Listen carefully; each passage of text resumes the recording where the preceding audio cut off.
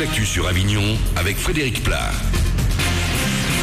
Bonjour à tous, notre bon vieux Mistral en grande forme ce matin. Ces rafales vont même atteindre les 90 km/h cet après-midi le long du Rhône.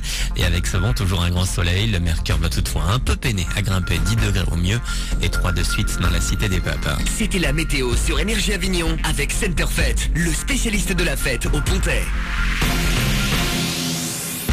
Une belle affiche, un duel déséquilibré sur le papier, mais un score de parité au final. De partout hier soir entre le PSG et Montpellier en clôture de la 24e journée de Ligue 1 de foot.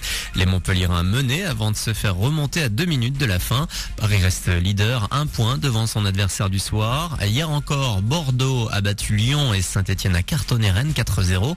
Plus tôt dans le week-end, Marseille n'a pu faire mieux que match nul 1 partout face à Valenciennes. Les Phocéens sont 4e.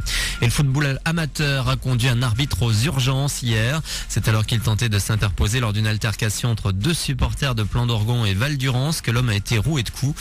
Les gendarmes ont dû intervenir pour ramener le calme. Un drame en série sur la route ce week-end. 2 accidents impliquant des ados. Dans les Ardennes, 2 enfants de 9 et 13 ans sont morts hier soir.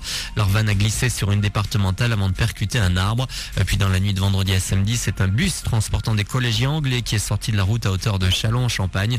Un prof a été tué. On compte également 6 blessés graves. Enfin, cet autre accident mortel, cette fois en Vaucluse, une boulangère de 21 ans a perdu la vie au volant samedi soir à Sarian. Son véhicule s'est déporté sur la voie de gauche et elle a percuté un 4x4 qui arrivait en face. À la conquête du désert marocain, 2700 étudiants participent depuis jeudi au 4L Trophy. Tous sont mobilisés pour acheminer des dons et des fournitures scolaires aux enfants de l'assaut Enfants du désert. Marie et Guillaume d'Apt et Pernes-les-Fontaines participent.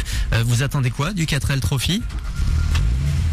Je pars avec Marie, donc le but qu'on s'amuse et qu'on fasse aussi quelque chose humanitaire, une action de solidarité. Cette année par exemple, il y a une école qui va être construite, on nous demande une petite participation financière, donc c'est plein ces petits projets d'autosatisfaction entre guillemets qu'on attend en retour en fait tout simplement. Et pour la copilote Marie, c'est avant tout l'aspect humanitaire qui prime. Donc c'est vrai que c'est assez sympa de pouvoir aider à la scolarisation de par une action qui est complètement estudiantine, de passer des bons moments quand vous êtes plus de 2000 équipages dans le désert, vous avez l'impression d'avoir 2000 potes, donc c'est assez sympa. Et tout ça, on allie l'utile à l'agréable puisqu'on aide à la scolarisation d'enfants. Et on espère au plus grand nombre de passer la ligne d'arrivée. Ce sera le 25 février à Marrakech. Voilà pour vos infos. Bon début de journée.